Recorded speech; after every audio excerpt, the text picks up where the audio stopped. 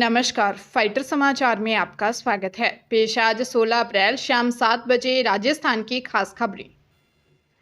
अब डाक विभाग की भर्ती में बड़ा फर्जीवाड़ा सामने आया है। अब तक ऐसे सहित दूसरी भर्तियों में बड़ी रकम देकर फर्जी मार्कशीट बनवाने के मामले सामने आ रहे थे, लेकिन डाक विभाग में शाखा डाकपाल भर्ती में अभ्यर्थी एक और कदम आगे निकल गए। ब्यावर, अजमेर, पाली, जोधपुर, अलवर, सवाईमाधोपुर, करौली और हरियाणा के हिसार जिलों के अभ्यर्थियों ने अपने स्तर पर ही 10वीं की मार्कशीट तैयार कर ली।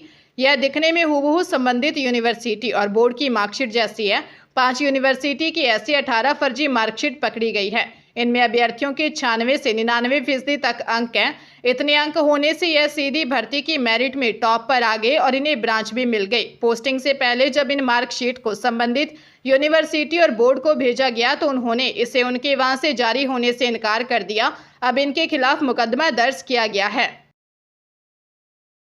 मुंबई में बॉलीवुड एक्टर सलमान खान के घर के बाहर हुई फायरिंग के मामले में जांच के लिए मुंबई एटीएस की टीम जयपुर पहुंच गई है।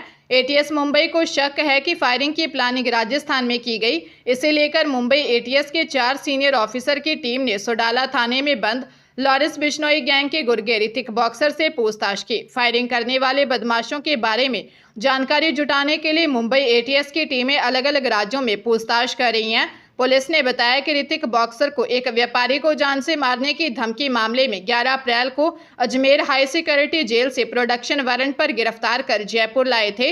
मुंबई एटीएस की टीम के रडार में ऋतिक बॉक्सर, रोहित राठौर और नितिन फौजी थे, जिनसे एटीएस ने पूछताछ की। ऋतिक राजस्थान में लॉरेंस बिश्नोई गैंग का एक्टिव गुर्गा था।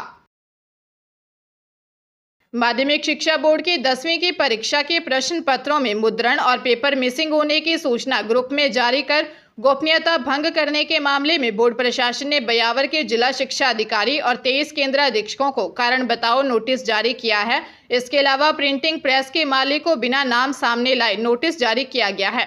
मालूम हो कि 10वीं बोर्ड परीक्षा के पेपर मिसिंग हुए थे। इसके अलावा अलग अलग सीरीज के प्रश्न पत्र और क्रमांक बीच में से गायब मिले। केंद्राधीक्षकों ने एक ग्रुप में यह सारी त्रुटियां उजागर कर दी। इसको बोर्ड प्रशासन ने गंभीरता से लिया। परीक्षा चलने तक मामले को शांत रखा, लेकिन अब परीक्षाएं समाप्त होने के साथ ही कार्रवाई अमल में लाते हुए नोटिस जारी किए गए।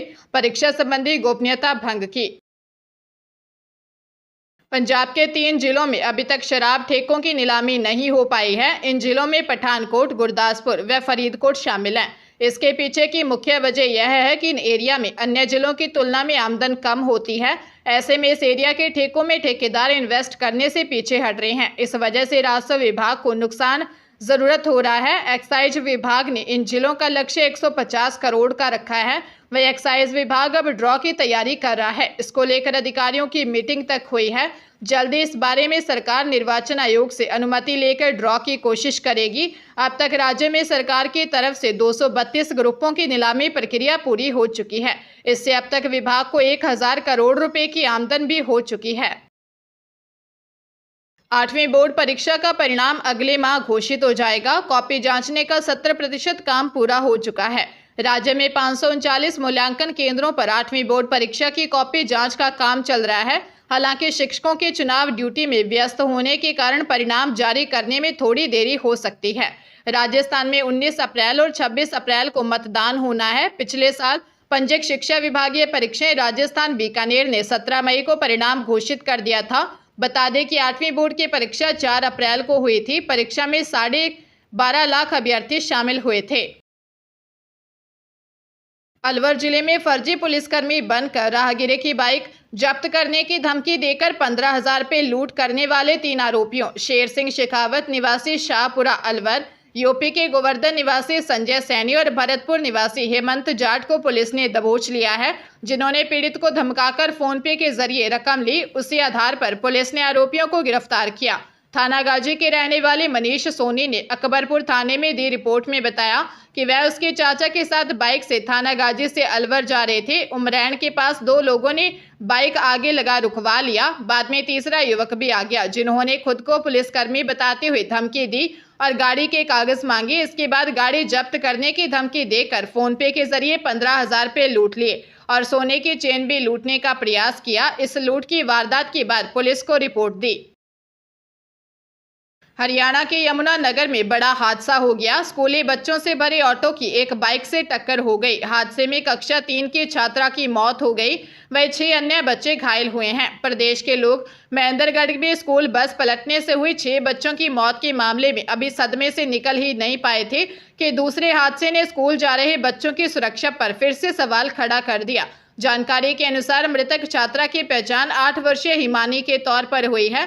वैसे स्कूल जगाधरी वर्कशॉप में कक्षा तीसरी में पढ़ रही थी। स्कूल की छुट्टी होने के बाद वे अन्य बच्चों के साथ ऑटो रिक्शा में सवार होकर अपने घर वीनानगर यमुनानगर कैंप के लिए चली थी। ऑटो रिक्शा यमुनानगर में कमानी चौक पर रेड लाइट से निकल रहा था। इसी बीच जोमेटो के डिलीवरी बॉय गलत दिशा से आकर उससे टकरा गया, जिस कारण टेम्पो पलट गया और बच्ची की मौत हो गई।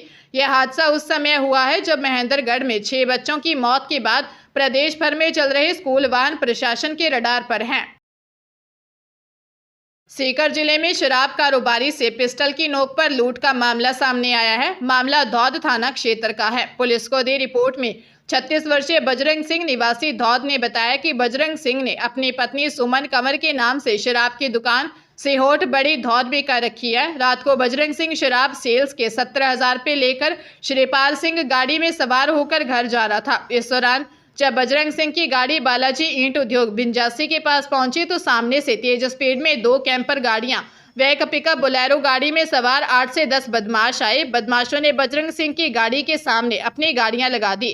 गाड़ियों में से बदमाश हथियार लेकर नीचे उतरे। एक बदमाश ने पिस्टल निकालकर बजरंग सिंह के कनपट्टी पर लगाई और रुपए मांगे। कैश लूटने के बाद बदमाश मौके से भाग गए। पुलिस ने मामला दर्ज कर जांच शुरू कर दी है।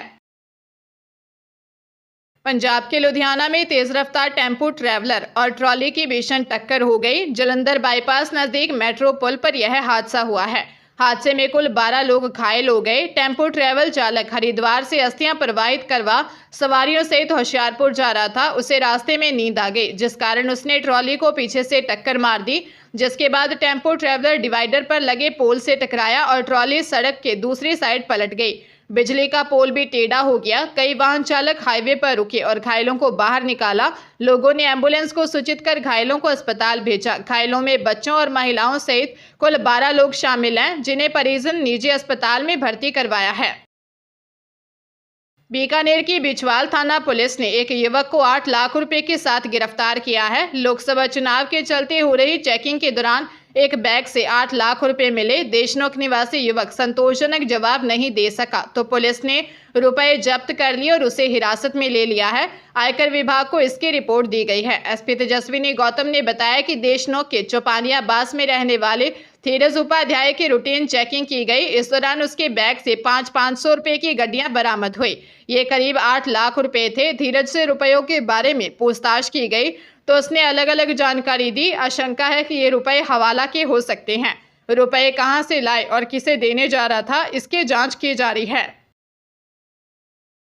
अजमेर में बंदूक की नोक पर युवती का अपहरण कर गैंगरेप करने के मामले में पुलिस ने एक नाबालिग को डिटेन किया है। उसे बेपर्दा रखा गया है। पुलिस इस मामले में 2 आरोपियों माकड़वाली निवासी महेश गुर्जर व रामराज गुर्जर को पहले ही गिरफ्तार कर चुकी है। पीड़िता ने 22 मार्च को कृष्णगंज थाने में रिपोर्ट दी थी कि वह 18 मार्च को अपने जीजा के साथ पुष्कर घाटी पर घूमने गई थी। इसी बीच कार आई और 4 आरोपियों ने उसके जीजा को धक्का देकर नीचे गिरा दिया। पीड़िता का बंदूक की नोक पर अपहरण कर ले गए। आरोपियों ने उसका फोन स्विच ऑफ कर दिया और पुष्कर घाटी की तरफ एक खंडर कमरे में शराब के नशे में उसके साथ गैंग रेप किया। उसके बाद पीड़िता को बाइक पर 2 लड़के जनाना हॉस्पिटल की तरफ ले गए।